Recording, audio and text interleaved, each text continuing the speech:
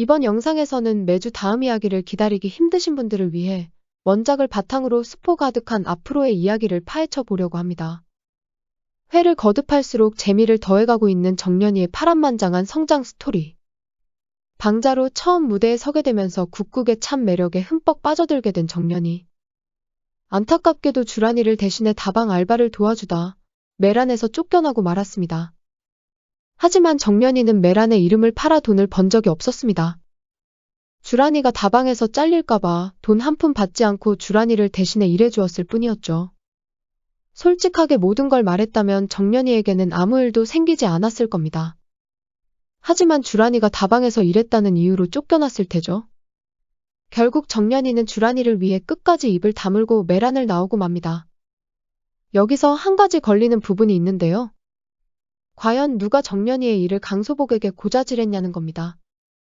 공교롭게도 그날 정연이가 다방에서 노래하는 모습을 우연히 영서가 보고 맙니다. 이 일로 인해 정연이가 영서를 의심했을 만도 한데 알고 보니 정연이는 영서를 믿고 있었습니다. 반면 영서는 정연이가 자신을 고자질쟁이로 의심하고 있었다 생각했는데요. 정연이가 자신의 됨됨이를 믿고 있었다는 말에 꽤나 감동을 한 것처럼 보였습니다. 이렇게 훈훈하게 끝이 났다면 좋았을 텐데 안타깝게도 정연이가 영서에 드러내고 싶지 않은 사생활을 알게 됩니다. 멀리서 보면 완벽해 보였던 영서였지만 아무에게도 말할 수 없는 아픔을 간직하고 있었습니다. 그건 바로 엄마에 대한 애정결핍 그리고 그에 따른 인정욕구였는데요. 영서의 엄마 한기주는 유명한 소프라노로서 성악 불모지였던 조선에서 독창회를 수차례 한 스타였습니다. 자존심 세고 교만하며 남에게 지기도 싫어하는 성격을 아주 그대로 영서에게 물려준 인물이기도 하죠. 큰딸 영인에 대한 기대치가 하늘 꼭대기에 닿을 정도이고 영인이 어릴 때부터 혹독하게 수업을 시켜서 결국 성공키게 됩니다. 영인을 대놓고 편애하는 통에 영서의 자존감을 틈만 나면 갉아먹는 나쁜 엄마가 되고 맙니다. 영서의 언니 영인은 어렸을 때부터 성악 신동으로 유명했으며 현재 어딜 가나 얼굴을 알아보는 핫하게 떠오르는 소프라노입니다. 겉으로 보기에는 애교가 넘치고 명랑 쾌활하지만 유별난 어머니의 기대치에 맞춰 사느라고 속이 썩어 문드러져 버린 상태죠. 그런 그녀가 동생 영서의 마음을 모를 리가 없었습니다. 항상 자신 때문에 비교당하고 찬밥 신세가 되는 영서에게 미안함을 느끼고 있죠. 동시에 엄마의 뜻과는 달리 자기가 하고 싶은 국국에 빠져있는 영서가 한편으로는 부럽기만 합니다. 그래서 언젠가 대형 사고를 쳐서 엄마의 소나기에서 탈출할 계획을 짜고 있는 중이죠. 영서는 성악 신동이었던 언니가 이름난 소프라노로 커가면서 엄마의 사랑을 듬뿍 받는 것이 마냥 부럽고 질투가 났습니다. 언젠가 내가 국국에서 남역을 맡으면 엄마도 언니를 볼 때처럼 날 그런 따뜻한 눈으로 자랑스러워하면서 봐줄까? 오로지 그날을 향해서 영서는 매분 매초를 치열하게 살고 있는 영서. 하루라도 빨리 엄마의 인정을 받고 싶다는 마음의 영서는 늘 뭔가에 쫓기는 듯한 기분으로 살고 있는데요. 노래, 춤, 연기 테크닉은 뭐 하나 빠지는 것 없이 탄탄한 기본기를 갖추었지만 영서는 자신의 약점을 언젠가부터 늘 의식하고 있었다. 그건 바로 역할에 푹 빠져서 몰입하지 못한다는 것, 무대에 올랐을 때 즐길 수가 없다는 부분이었죠. 그런 영서의 콤플렉스를 사정없이 자극하는 상대가 바로 정연이었습니다. 타고난 재능으로 처음 서는 무대에서 그걸 해내버린 정연이. 영서는 정연이의 방자 연기를 보고 뒤통수를 한 대 얻어맞는 기분이었습니다. 마치 맡은 배역과 한몸이 되어버린 것 같았던 정연의 신들린 연기. 자신은 지금까지 한 번도 해보지 못했던 그런 몰입과 집중을 국국을 이제 막 시작한 정연은 해내고 있었던 것이죠. 영서는 있는 힘껏 정연을 무시하고 싶지만 그럴수록 정연의 무서운 재능에 불안해지게 되고 미워집니다. 정연이에게 싸대기를 날린 건 자신의 숨기고 싶은 가정사가 드러나거나 아니라 이런 복잡한 감정들이 폭발하게 된 것이 아니었을까 하네요. 자신의 노력의 무게는 정말 정연이의 타고난 재능 앞에서는 무의미한 것일까라는 새로운 콤플렉스에 빠져서 말이죠. 하지만 영서는 아직 자신의 잠재력을 반이반도 모르고 있었습니다. 앞으로 정연이의 성장은 곧바로 영서의 성장으로 이어지게 됩니다.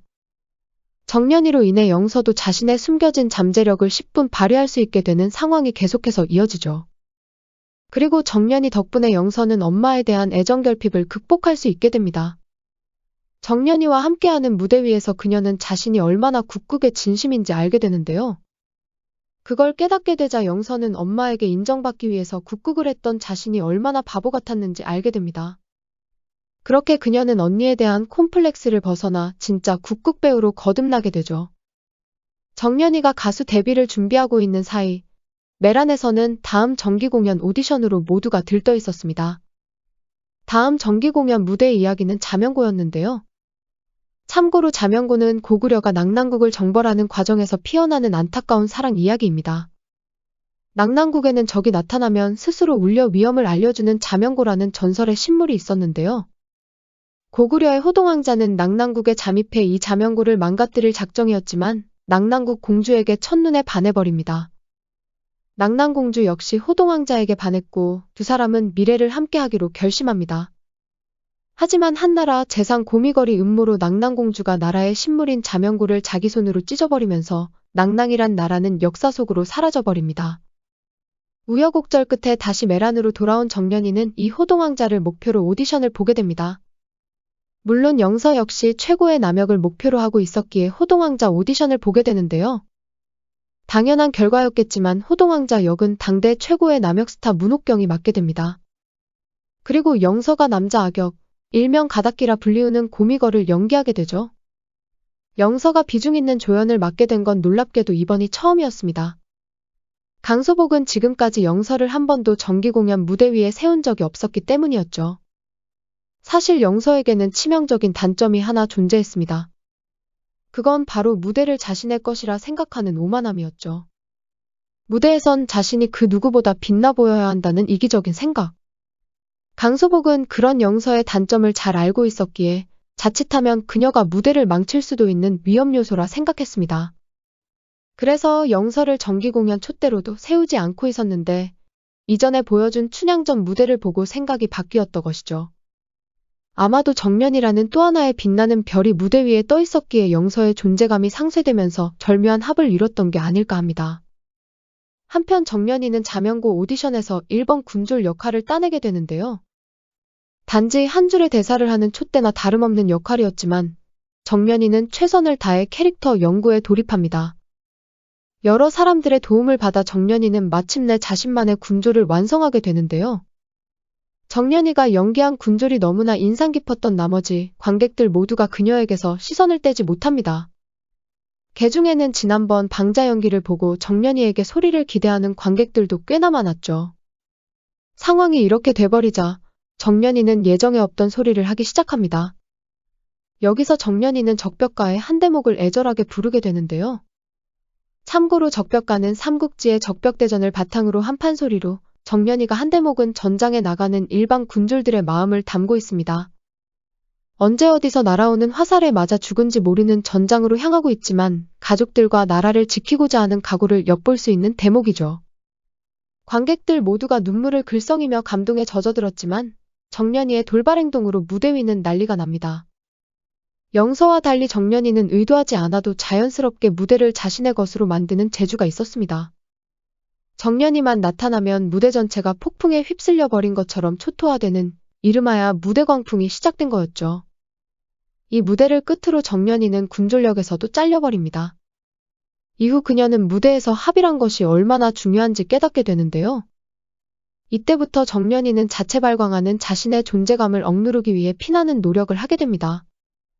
과연 이번에는 정연이가 어떤 식으로 위기를 극복해낼지 벌써부터 다음 회가 기다려지네요. 구독과 좋아요 부탁드립니다. 저에게 큰 힘이 됩니다.